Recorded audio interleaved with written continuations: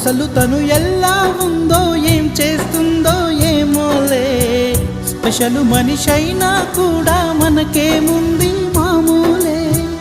కళలు తెలుసా ఏమో బహుశా, కవిత మనిషా కలల హంస.